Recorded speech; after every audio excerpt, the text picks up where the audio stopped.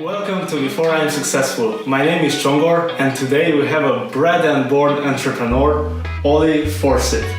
Correct. Ollie is the host of the Makers podcast, and he has a bunch of other things going around inside the Makers group. He was also featured number 3 on the New York Times teen list, and was also featured in different magazines like Forbes, The Times, Entrepreneur.com. He was also listed as the finalist in the Young Entrepreneur category at the Great British Entrepreneur Awards in 2017. And he was also in the top 20 under 20 CEOs named by TransferWise. And beside all this, he is also really passionate about classic cars, as you can see. Ollie, welcome to Before I'm Successful. How are you? And great, thank you. How are you doing? I'm well. So I would like to start with your passion about classic cars, because I think that is amazing from such a young age. Could you tell us more about that? Of course. So I bought my first classic car when I think I was 7 or 8 years old. Not that, like the proper ones. Proper one? Yeah, I bought it with my dad and my brother. It cost £3,000, so we put in £1,000 each. And it was a 1967 Triumph GT6 Mark 1. Yeah. Very quickly, so basically we bought it from Belgium and my dad had to go and get it, and on the way back the back wheel came off on the motorway, and I thought, great, like I only had that £1,000, it was my life savings, I didn't have anything else. And anyway, so it's now worth about 15,000-20,000, about 10. How long have I had it? About 10-15 years I've had it. Wow. And as soon as we bought it, my brother wanted to sell it straight away. So I bought my brother out for £1,000 for £100 extra. So, and my dad still has a third. But aside from the Triumph, in terms of big cars, I've got a 1930 Austin Alster, I've got a 1960s BMW, I've got a bunch of other things here and there. But these model cars, I've always collected from a young age, and I have about 800 of them. Oh somewhere. My god. Yeah. That is impressive. So they're for sale if you want to buy them. So basically, what do you try to do this car flipping thing, buying them cheaper and selling them? I used to try. I only ever sold one car, and I didn't make any money, but it was a replica of the Herbie Beetle with the 53. Do you know the Herbie car? No. No, so some of your fans may, but it's the 53 Beetle with blue, white and red stripes. Mm-hmm. Anyway, I lost about £1,000 from that, but yeah, it was good fun. Oh yeah, that's impressive. And I didn't really know that you buy them for like 3,000 in Belgium, and now 10 years afterwards. I think it's luck. But you have to buy the right things. Mm-hmm. I haven't bought anything now for I think 5 years. Roughly 5 years. But I'm focused on trying to grow the business, not faff around these things. Well, you don't even have a driver's license, but you have 4 cars. Something like that. It's impressive. Yeah. So all this probably wouldn't happen if you wouldn't have this entrepreneurial journey, because you made all your money through the entrepreneurial journey. Yeah. And it started quite at a young age. So could you tell us more about how this money making started in your brain? So I used to make my mum and dad a cup of tea in the morning when I was 5-6 years old. Yeah. I used to charge them 20p a cup, and if they wanted it reheated, it was another 20p. So you could be making up to 80 pence a day, which for a 6-year-old was quite a lot of money. Now it was obviously like 80 pence, can't really buy much. And from that, I've always been really interested in making money, even if it's like a couple of pounds. So when my mum and dad maybe did like a dinner party, people would park on my grass outside. They get a parking fine, and they have to pay it. They never paid. But when I did a school talk shop at school. On the Coke can, I would say, do you not sell separately? You put 2 together, then you're not selling separately. But I started my first real business age 13, which was a online gift shop for teenagers. So basically, you would buy fun and inexpensive gifts at a cheap price, and you would sell them to the mums, dads, uncles, aunties, and all of that, for them to give it to their relatives. in the first 6 months, I made 10, 15 grand. Wow. Which was a good achievement. And how I started with that was I didn't really have any money at the time, but I got in touch with 10 suppliers all around the world, and the deal was for me to work with them. In the future, they had sent me 10 free samples at no cost. So you had 10 suppliers send you 10 free samples for nothing. So you got 100 free samples, and what you knock this out at 10 each.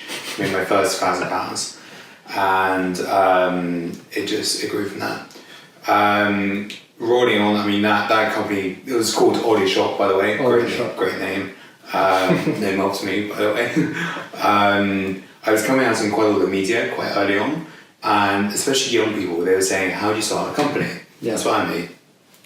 So at the age of 15, 16, I launched a entrepreneurs magazine, which was to encourage and inspire young people to go and start companies.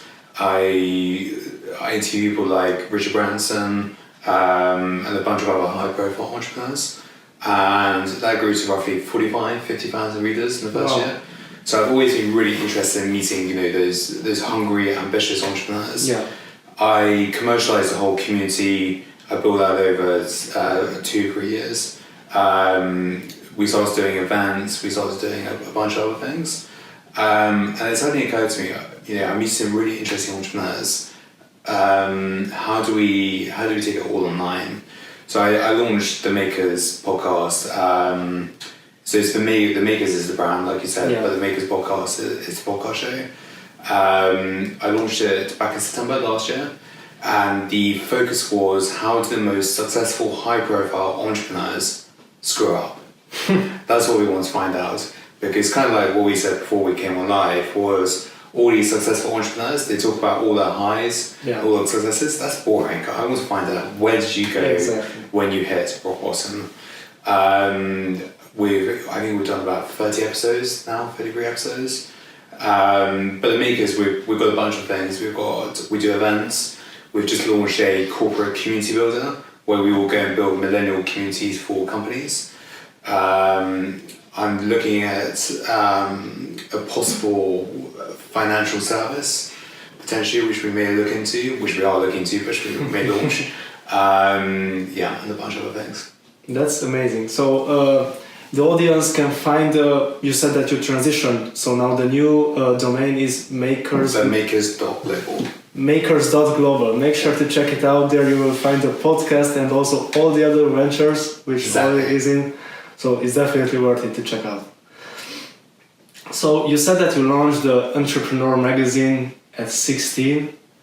Was that hard copy? So you were selling No, so it was, that's a good question. So it was all online. But I'm very dyslexic, so I can read or write.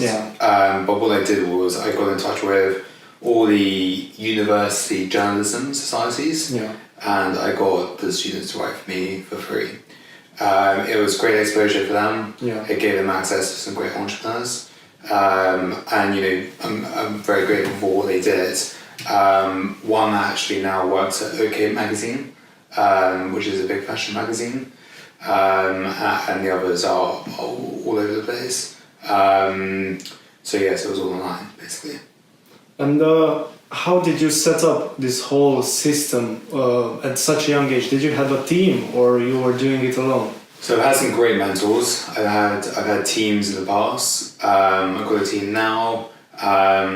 I think it's about having the right people around you. I think if you can have the right people around you, not only in your company, in terms of your team, but outside as well. So have mentors. So I'll go into kind of my organisational life in a minute.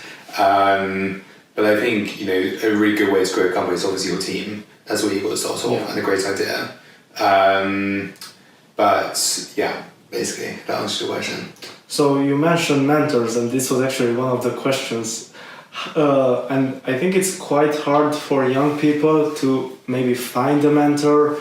They don't know how to approach them. They are scared. They don't know where to look for them. So how did you start this process of finding a mentor and then talking with them? Okay, good question. First of all, it's not hard. There are 16 million people in the UK. If one of them does not mentor you, okay, fine, they're not all entrepreneurs, then you're simply not trying hard enough. I have 5 mentors in my life, and I call them life mentors. Yeah. I think every entrepreneur you speak to, every entrepreneur pretty much who's been on our podcast show, they all have mentors in some shape or form. Yeah. You know, you can have mentors you can have all your business mentors, the finance, the marketing, all of that jazz. But also just life mentors. Yeah. Have 1 or 2 people who, they may not be entrepreneurs, they can't be family related, they can't be friends related, but is that person going to be there when, you know, the shit really does get real and it gets really difficult? I think just having a combination of business mentors, 1 or 2 people who are outside the business, they may be life coaches and things like that, really important. Because growing a business, I think especially for young people, they're quite naive and I think they know it all. And there are days when you want to give up, there are days when you just want to cry. By the way, it's fine to cry, it means you really care about what you want to go and do. I mean, I remember there were days when early last year, I slept 2.5 hours for 4 months. And towards the end, I was exhausted, I was tired, I was getting panic attacks, I was being sick, I thought I nearly had a heart attack. And I just thought to myself, what is my life? Is my life, I want to make a load of money, but by the time I'm 25, money will come later. I know if you can build a great company, money will come later. I don't want to die at age 20, That's right. particularly. So I took 10 days off. I just rethought, what do I want to achieve in my life? And you get up the next day, put a tie on, and start again. Exactly. Very simple. But that's crazy. I mean, sleeping 2.5 hours. It was not nice. But I think the fuel behind it was that you were so passionate about what you were doing. Yeah, you're so passionate, but the frustrating thing is the business is not going in the right direction. I see. And if it's not going in the right direction, you have 2 options. You either fire everyone in your team, or you try and maybe, you know, redevelop your service, or if it's not scalable, quit, stop it and start again. Yeah. And the problem so we were focusing on young entrepreneurs, and we mentioned this before we came on the show as well, the problem with young entrepreneurs, no disrespect to them, I think they're great, but they have no money. Yeah. I'm not a charity, I'm here to try and make money. And I think there's only so much you can do for those people who don't have any money. But now, I built that entrepreneurs community for 5 years. We've got about 1,000 investors in our community. We've got a community of about 35,000 entrepreneurs. So, okay, fine, you made millions from it, made a bit of money, but you can pretty much call up anyone. And if you're trying to connect with somebody, within reason, I'm pretty sure we can probably get to them somehow. Yeah. If I didn't know them already. I see. So your network is pretty solid. That one for sure. Definitely. I mean, the 1,000 investors. These are the most high-profile entrepreneurs.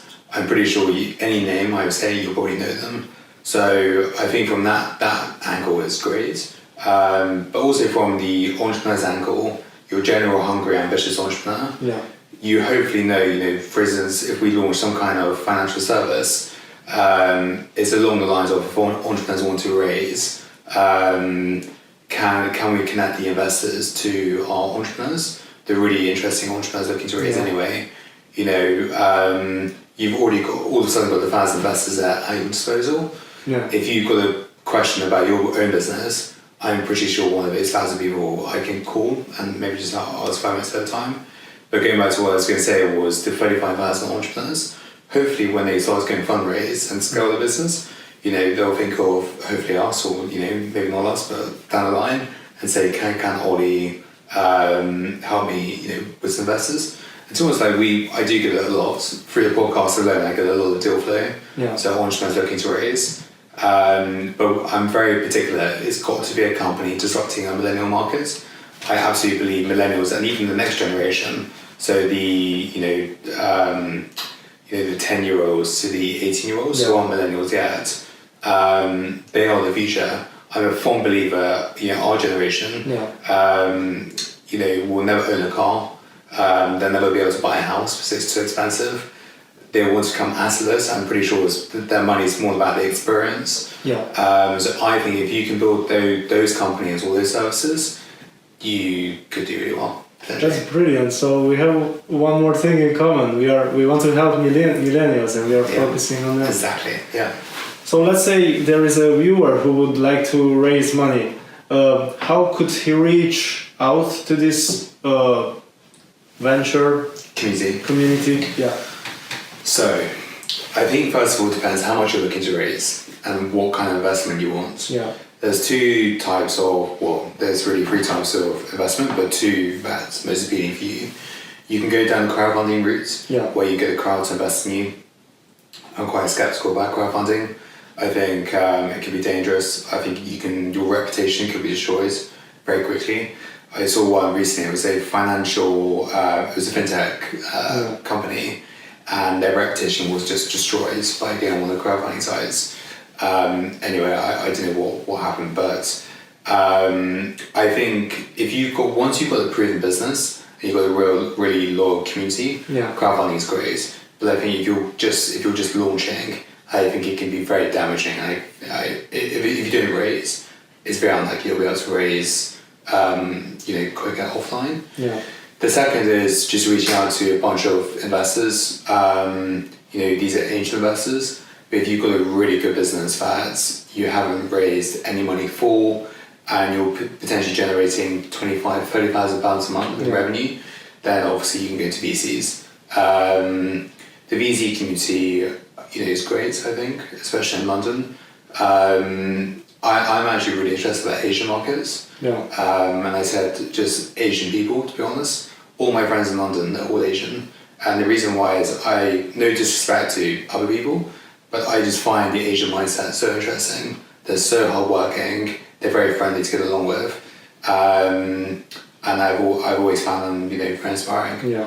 And I think if you have that same mindset and you are honestly working 90 hours a day, these are entrepreneurs. Like some will say, "Oh, I work 90 hours a day," but actually you only work 9-10. Exactly. If the Chinese or Asian, Vietnamese, whoever you are, if they are honestly working 90 hours a day, 7 days a week, it's a culture thing. They will push until they get what they want. Then that's where I want to be with them. So we'll see. I also heard that in China you have a good reputation if you literally fall asleep in the tube because you are so tired. For that you get a reputation that the other people recognize that this guy is hardworking. Yeah. Interesting. I mean, like we said on before we came on as well, I would potentially love to move to Asia at some point. I think somewhere like Hong Kong, China, Singapore is very interesting. But also, for a white British guy or female going out there and working in China, that also has its advantages. But exactly the same with Asian people coming here, companies and investors love that kind of thing. Yeah. So I think again, it's just about building that community. I think the only disadvantages, I would have. I know some people in Asia, about 50, 60, but not a huge amount. You basically have sort of a whole network again. Yeah. But I kind of feel like I've been living in London 4 years now. I'm quite bored here, and I'm 21. And like I said, the last card you turn over is the only one that matters. Exactly. And if you don't do it now, it's gonna be too late. So we'll give it a go. So you said that if you move to Hong Kong or China, you'll have to start your network all over again. How do you go about it? What's the plan of attack? Right, so I'm doing it now. The initial stage would be to reach out to a bunch of people on LinkedIn, Twitter, Facebook. Intros is always very useful. So, over the years I've met a couple of people who live in kind of China or Hong Kong. So intros is always very good. Honestly, you just have to put yourself out there. Yeah. So I'm connecting with all the accelerators, co-working spaces, conferences, events. I think if you go out there and you go to the event and you're the only white guy or female in the room, I think it's quite obvious. You're interesting. Yeah. It's like I went to an event in India back in March last year, and the wedding in India. And if you're the only white person in the room, they're all going to come up to you and say, "What do you do? That's not for another day." The Indian wedding. quite interesting. It lasted 3 days, an Indian wedding. Never had that experience before. But honestly, I think it's just about putting yourself out there. I think if you're charismatic, and people always ask, like, how do you build such a good network? Yeah. Honestly, if you're charismatic and you're good to get along with, you can have good conversation with someone, that's number one. Number two is the power of following up. If you need every single person you meet, always follow up with them. Yeah. Don't wait weeks or weeks. Next day, if you like them, follow up with them. The only difficult thing is when you have such a large network is actually keeping in touch with every single one of them, which I'm trying to work out. But we all know each other, so that's awesome. So the number one thing, if you want to start to build your network, is to put yourself out there, create a LinkedIn profile if you don't have one yet, and then start messaging people, introducing yourself, going to events, networking events, and having great conversations with people. Exactly. And if you really like that person, then don't forget to follow up the next day. That's really important, right? And I think what you're trying to say also, if you really, really like them, go out for drinks and last second. It's like with the girls, if the first date goes well, then you get the second date, and then the third date. But if it doesn't, then... I don't know. Yeah. Who knows? Awesome. I also wanted to just add something. You said that this Chinese mentality that they work so hard. Have you read the book AI Superpowers? I haven't, but I've heard of it. So that was the first book that I read about the Chinese market and entrepreneurial ecosystem, and it literally scared me. Really? Because yes, what happened in China? They started being copycats in around 2008-9.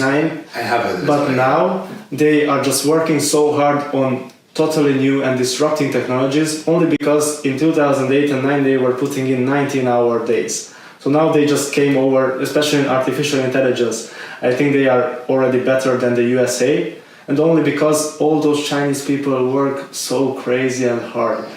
And that's impressive. So I think you learn a lot about this mentality. We'll see. Yeah, that's great. Returning to the Makers podcast. So nowadays, as you said, we were talking that this audio content is more important because people, when they go in the tube or in the car, they can listen to it. Yeah. And maybe many people have an idea about the podcast, but they don't know how to start a podcast. How did you start your podcast? Great question. So, first of all, starting a podcast, I think is great. I think if you can capture someone's attention for half an hour to 40 minutes, maybe to an hour, I think that marketing is amazing, genius. The only trouble with doing things like YouTube videos, I guess, is you can watch on YouTube. It's less interactive. Yeah. Whereas if you're in the zone and you're walking or you're going to a meeting, just having that, if you can relate to someone, I think that's number one. So I think I'll listen to you a lot more. Yeah. But like I said, I mean, just having that someone's attention, listening to someone's voice or your own voice for X amount of time, I think is genius. Starting a podcast, I think first of all depends what you want to go and launch, how you can be different from the others. So our USP is we just get access to the best names in the entrepreneur space. That's all I care about. So I want the biggest names, nothing else. I think if you have that pure focus, that's key. If you just launch a podcast that you think not that you like, that people will like. So I think if you like it, then you think everyone's gonna like it. Yeah. Test it out, and if you start getting lots of listeners, fantastic. So how many listeners do you have monthly? It's about 75,000 weekly. That's weekly? Weekly. Oh, wow. But yeah, I mean, to be honest, I think the only reason why we get that is because of the big names. Yeah. I think I'm pretty sure that's why. But like I said, we're also launching a separate podcast show, the Make Us Money podcast, which is to help millennials become more financially savvy. For me, the reason why I'm doing this initially, not to build a community, or just build a community, but I think if you can prove you've got two amazing communities, you can go and launch many other things. Yeah. Which you've got some ideas about, but that's the next time. Yeah, that's awesome. So you also mentioned that you have dyslexia, which is probably many people would consider it a drawback, but I feel that you transformed it in a fuel for your life. How did you do it? How did you transform it into something positive from a negative thing? So, when I was 16 years old, well, first of all, when I was 15, I could just about read and write. Yeah. So from 7 to 15, when I was at school, I couldn't read and write particularly very well. I was very good at numbers, but apart from that, I found that a great challenge. When I did my final GCSE at school, I did my final GCSE, and 45 minutes later I left school and I never went back to school, university. There's two reasons behind that. I was very badly bullied at school, and I've always been bullied at school. I have no idea why. Yeah. I'll come on to that in a sec actually. The second was, if you're not academic, you have to go find what you love doing. Exactly. And if you love making money, or you love sports, you love acting, I can honestly say, do not go to university. It'll be a complete waste of time. I think a lot of universities will actually start going bust because I don't think they have any money. I don't understand why universities do their courses for 3 years, not 2 years. The first year they just faff around and not do anything. Exactly. My brother's doing that right now, which I don't understand why. They get into debt, which is very unlikely they'll be able to repay. So if I was the education secretary tomorrow, I would make sure every single university is a 2-year course only. But apart from all of that, I'd make sure every single school is teaching their students basic life skills. Yeah. Cooking, how to fix a tire in a car, how to fix a light bulb, financial stuff, pensions, mortgages, ISAs. I do not understand why schools and universities don't do that. And people say the education system is flawed. It's not flawed, there are just flaws in the education system, which need fixing. But going back to when I was bullied, I mean, that I think actually was a big driver, especially in the early days. Kind of 16 to 18, you just have massive grudge on these people. So you think they're absolute losers and you want to prove them wrong. They are still losers and have no interest in what they're doing right now, but there we go. They were looking for jobs at you, though, so... There was a couple of articles about that, yeah. Which I would say no. Anyway. Definitely, if they bullied you once, then how can you trust them second time? I always thought that, if one of them they did come in, but if you were to actually hire them, I wouldn't be able to do it, but if it was legal, I'd hire them for the first day and then I'd tell them, you're fired, and ask them to leave. So as you right for bullying me. But I think on a more serious note, I don't understand why bullying goes on in schools. I did have a podcast show last week where we talked about this whole well-being. If I was the education secretary, if there's any bullying going on in schools, those head teachers, they have the right to kick those people out. Yeah. I think every school should kick out the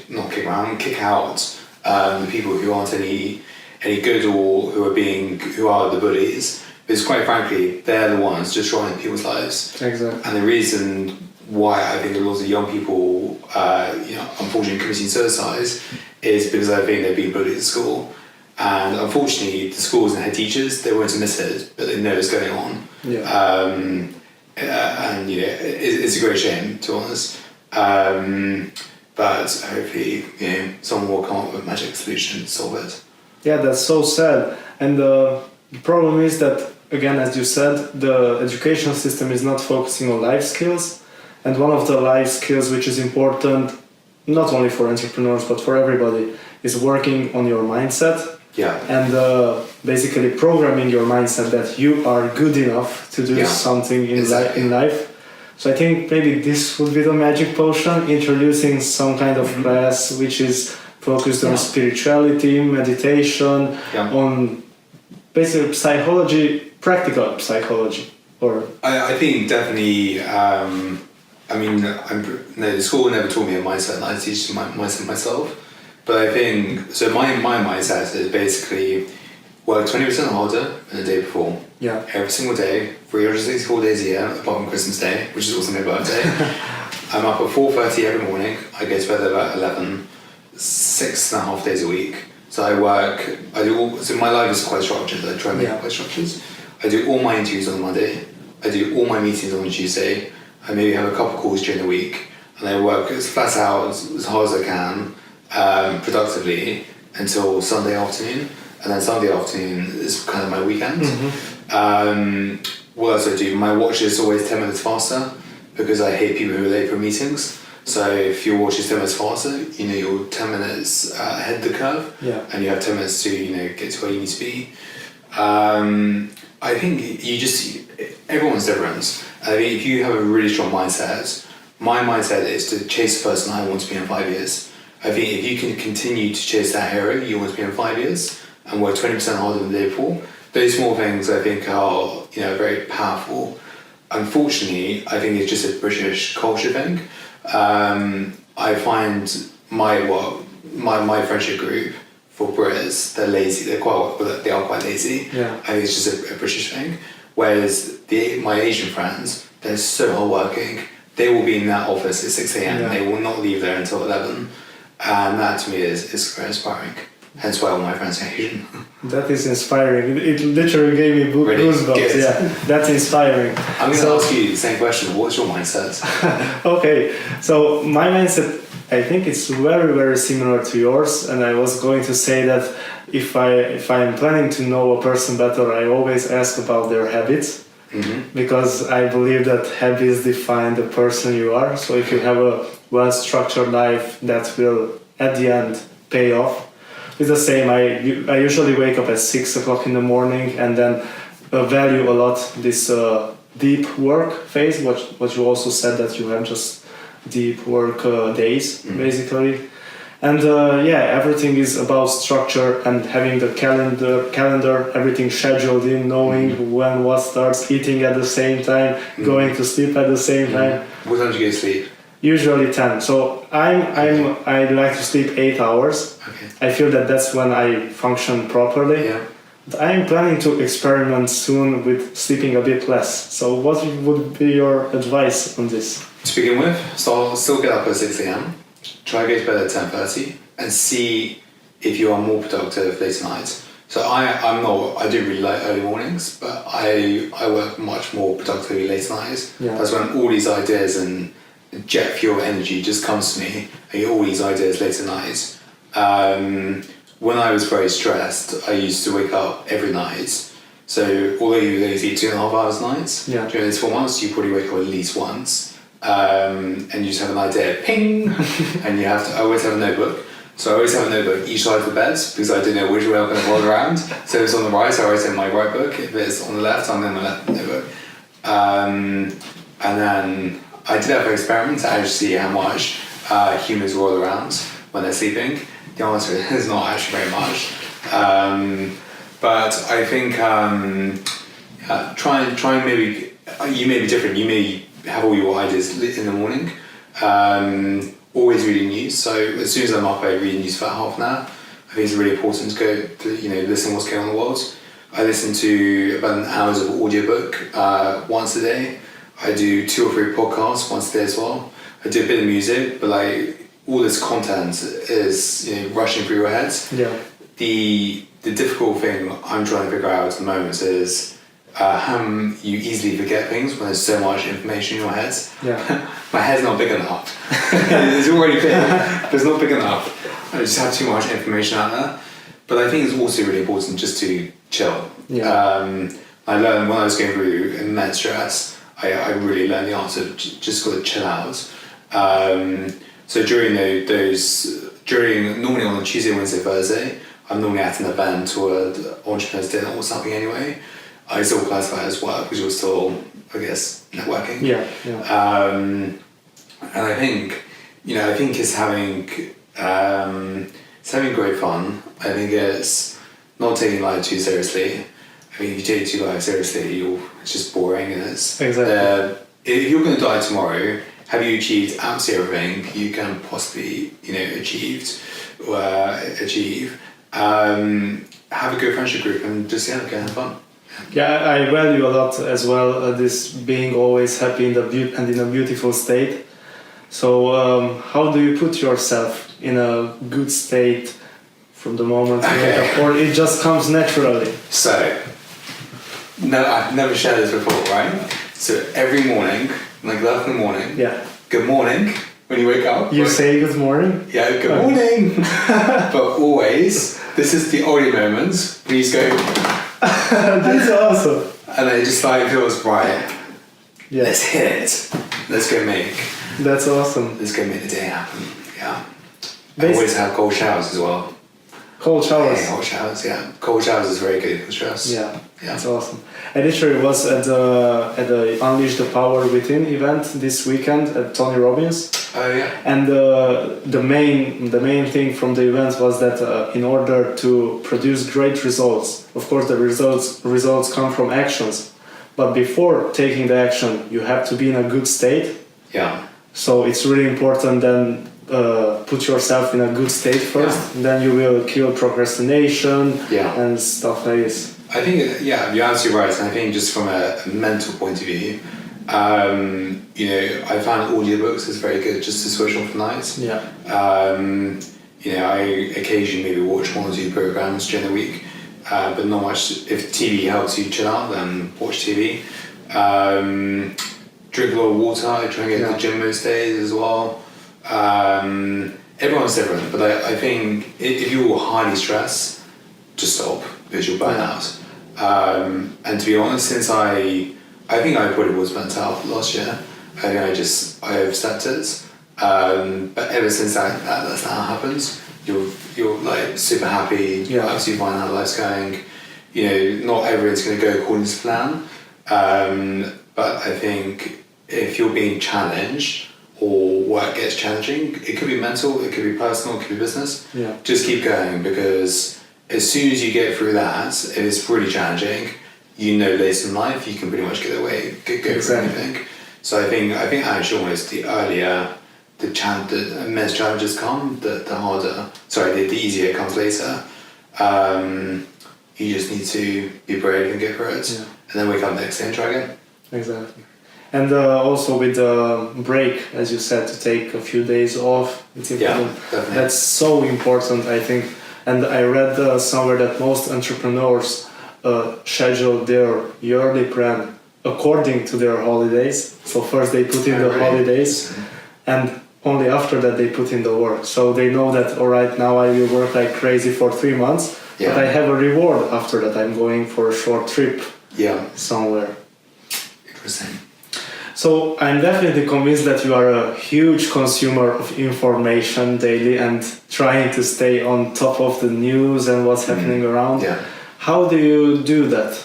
Staying on top of what's happening in the entrepreneurial world, learning something new, all these things. Oh, wow. So, I mean, you get to learn a lot through the people you interview anyway. Yeah. That's one way. I read the Times and the Financial Times in the morning. I read BBC News. I listen to a couple of podcasts. I do a couple of audiobooks. Normally one's business and one's just somewhat influential to me. Yeah. So right now, the 2 podcasts I'm reading, there's actually 3 audiobooks I'm listening at the moment. One is The Nike Story by Phil Knight. Yeah. Shoe Dog it's called. The other one is called Cellulite Serhant. This guy, Ryan Serhant, he's the number 1 property broker in the US. He's quite well known. He's on the $1 million listing. And my personal one is Michael Caine, the actor. And from his book, his words are in my ears that as soon as a challenge comes, you just got to keep going and get through that, the obstacle. That's awesome. How much? What else do I do? Yeah, that's about it. Yeah, for now. So what would be your, let's say you said that one time you're reading a business book and something else. So what would be the best book that you read about business and the best one for personal development? So people with books. Philip Green, founder of the, well not founder, but he does the Top Shop and BHS. Yeah. I think it's very admirable what he's done. Even though people give him lots of grief, I think what he's achieved is truly inspiring. Yeah. Considering he started with nothing. The Shoot Dog book I think is very interesting. In terms of podcasts, well, there are so many. Yours, obviously. Oh, awesome! Yeah. Thank you. Great. Beside all these achievements, you were featured in numerous magazines. You had successful businesses. I also read about you that you love giving back to the community. Wow, you've got all your research. I did. So I'm curious, what is your way of giving back? Yeah. So I'm an ambassador for two charities. One is the Prince's Trust, which is quite a big charity here in the UK, where they support the people who are they just need a break, basically. I think that's really inspiring what they've done. I'm more involved in that entrepreneur side. Trying to get as many young entrepreneurs starting companies who are maybe from disadvantaged backgrounds. I think it's truly inspiring. And the other, I'm ambassador to a charity called the Xavier Project, which educates young people in Uganda and Kenya. That's great. I think there's only so much you can do. I think I'd love to do more, but there's two sides. You can give back. You also here to run the company. Yeah. I think if you can build a massive company, then also give back bigger amounts, I think it's really inspiring. That's amazing. Really inspiring. Regarding this, that you said that it might be a challenge and you can just run so many things. I once received an advice from one of my mentors. He said that he always tries to put everything in the same bowl. So he has his company, and let's say, just suppose that he's making money from some health-related project. Then he will try to also support charities which are related to that health problem, and then he can just take on more because everything is in the same bubble towards the same global idea. So it might be... Yeah, I think people will be different, but I think if you can juggle lots of things, great. Some people can't. I try and stay focused as possible, but that's why I think going back to mentors. Yeah. I think if you can find the right mentors who are suited for you, you've really got to find the right ones. Some are, some are potentially, I think you just got to find the right ones. Some you would really like. Yeah. Some are very inspiring to you. Some are maybe high profile. But then you have others who are as useful as a chocolate teapot. But I think, it's difficult because I don't quite think they understand what's going on in your mind. But I think if you can find those golden gems, so the mentors who understand you, they understand what's going through your mind, but perhaps they've started similar companies in the past, that's key. Yeah, definitely. That's the most important thing. Working in the same industry, having the same type of company. And never pay a mentor. It's not, it's quite, it does anger me, but how mentors can just essentially take advantage of you young people when you have any money anyway. Yeah. Never pay for a mentor, ever. Well, if you can't find a mentor, reach out to me and I'll introduce you to one. Well, you can pay somehow by offering your services and helping them. Wouldn't that be a way to... There are two ways. So you can have informal mentors, which are maybe for younger entrepreneurs. Yeah.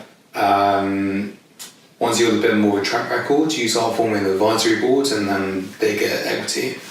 That's the best way to do it. That's great. So you definitely went through lots of things, and you also talked about challenges and how you have to push through them. Could you talk us through about one challenge during your life in business? Jeez. That you had? Do you have one in mind? Unfortunately not, because the Times writes about success stories. Challenge. Let's say in the past 6 months, it's much easier. God, there have been so many. Well, not that many actually, that's a lie. I definitely think when we try to grow the community of entrepreneurs, I think you just got to reach a point where is this working or is it not working? If it's not working, cut the ties and move on. Yeah. I think if you're young enough to start a company and you're young enough to fail fast and try again. Biggest challenge was not identifying the scalability in this in the community of entrepreneurs. I think I only wish that we saw that earlier.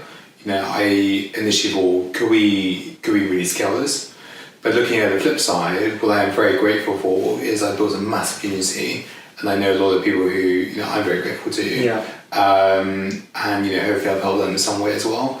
But I think at the end of the day, you've got to decide: are you here to be a charity? Are you here to make money, or do you want to make a lot of money and then give back? For me, I want to build a massive company. I don't believe the UK is the right place, to be honest. Like I said, I'm very interested in Asian markets. Asia. I want to go and explore Asia for 9 years, and then if you can set a company by the time of 30, happy days, go on the beach for a day and start again. Yeah. I think, to be honest, going through challenges is fine, but you've got to be happy. If you're not happy, stop and go and get a job or start another company. If you're not happy with what you're doing, it's going to kill you. And honestly, when I had those panic attacks, sleeping 2.5 hours a night for 4 months, I initially thought, okay, first month you don't really see much change. Yeah. Besides, I normally only sleep 4 or 5 hours a night anyway. But 2-3 months in, when you start, getting, when your friends start saying, you look exhausted, and then I think, month 4 was just, you could just see it instantly. You still got all the same energy, but deep inside this is not working. Yeah. If I'm tired and if I'm not very well, just stop. And I think, to be honest, if I didn't stop, I think I would have had a heart attack, age 20. So I stopped. That's crazy. Wow. That's just, I think you've listened to your gut. If your gut is telling you to stop. If your gut is telling you to go on holiday, go on holiday. If your gut is asking you to ask your girl or boy who's a friend on a date, ask them out. What's the worst thing that can happen? The only thing that's going to happen is he, she, or they say no. Yeah. They say no, try harder, and who knows? The world's your oyster.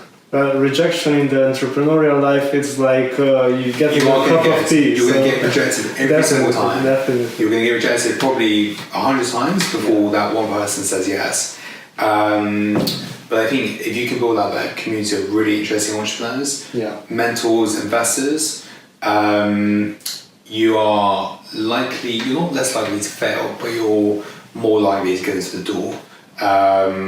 So people like so we have lots of food and drink companies in our network.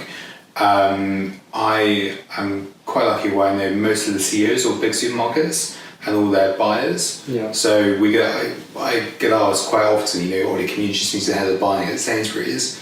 And sure, it's just one phone call. I just introduce them on WhatsApp and that's it. Whereas if you go to other people, they may know them, they may not know as many people, but I think you've got to cherry pick at some stage who you want to help. Yeah. I'm a big believer, if somebody can help me, I'm more than happy to help them. If I like that person, and that person I know is just not going to abuse me, abuse the network, my network, then just work together.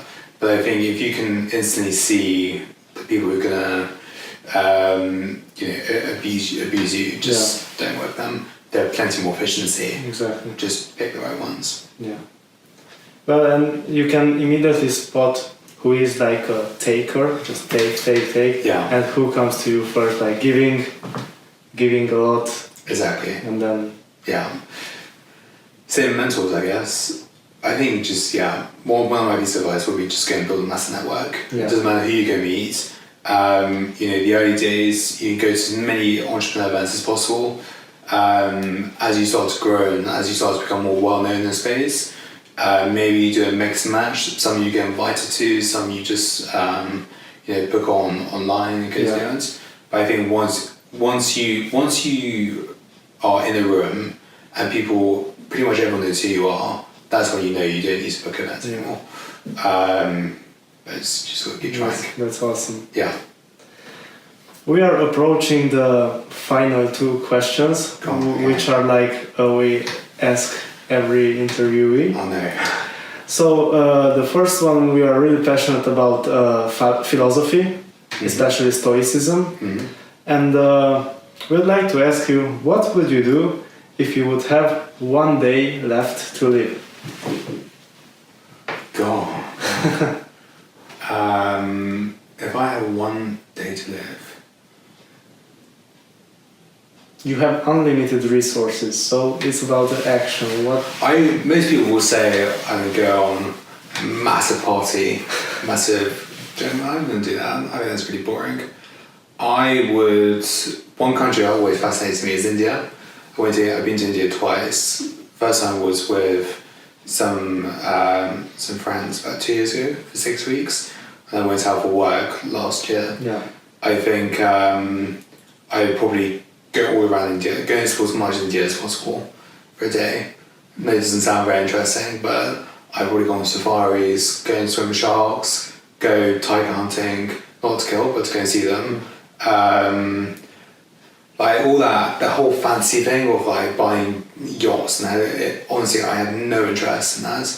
I like to think and I hope to think as you get more and more successful, people just are the same, but money does change you. I hope to think that will never change me. I like just think I'm down to earth, just hungry for the next deal, I guess. That's brilliant. God, what would I do if there was one more day? Do you know what? I don't really care. I would just go out with a bang. That's all I care about. Yeah. And what about if you would have 7 days to live? Is this one of your 2 questions, or is this part 2? It's the same question. So it will be one day. Then let's see how it changes. This is not a nice question. So if I knew I was going to die in 7 days, touch wood, it's not going to happen. Definitely not. It's just like hypothetically. 7 days. Okay, that's a great question. I'd eat the best food in the world. If I wasn't married, I'd get married. If I go to 7 days, it reminds me of that film, The Bucket List. Have you seen exactly, that? Yeah. Is that where you got the question from? No, it's basically from Stoicism. It's like right. 7 days. Day 1, I go to New York. Day 2, I'll go to Shanghai. Day 3, I'll go and climb Mount Everest or walk to the North Pole. Just go and do the North Pole. On the same night, I want to eat the best fish in the world, caught on that day. 4, I would go to one of my hopefully favorite cities in the world, Hong Kong. Was that day 4 I said? It was 5, I think. Day 5. Okay, no, 5. Okay, yeah, this is 5. Day 5. Day 5, 6 and 7, I know I say I don't like volume that, but I just would eat as much as I can, the best hotel, the best food, and just have a great time before I knew it was going to go. And do you know what my last meal would be? What? Sausages and mash. I absolutely love sausages. Yeah. That's awesome. Now, what about, is the same question, what about 3 years left? 3 years. If I knew I was going to die in 3 years, I would just go, I would stop everything I'm doing. I was going to travel around the world with one of my best friends, who's from Vietnam, and just going to have a chill life. Seeing the world, the beauty of the world. Yeah, awesome. And lastly, at the end of every interview, we give our audience a challenge for the next 7 days, which they can try out, and then if they like it, they can implement it in their lives. What would be your challenge for our audience? I know that I definitely know that you're a big fan of habits and structures. So what do you think would change? Yeah, get more structure. I think, try and get more structures where you plan your week ahead. So small things such as put your watch faster for 10 minutes, so you're always 10 minutes ahead of the game. Make a list of everything you want to do the night before. That's number 2. Plan. It depends what you do for work, but I think just plan your life. Yeah. Get up an hour earlier and see if that makes any difference. Read the news in the morning. Listen to one of our podcasts, actually both of our podcasts. Both, yeah. And see if that makes any difference. To be honest, I think it's just about having a great time. I think if you're not enjoying it, start again. But this is quite a few, but get a mentor as well. That's what I do. Yeah. Just get structured with your life and have a great time. So the next challenge for you for the next 7 days is you'll start today on Sunday and write out what will be your plan for the next day.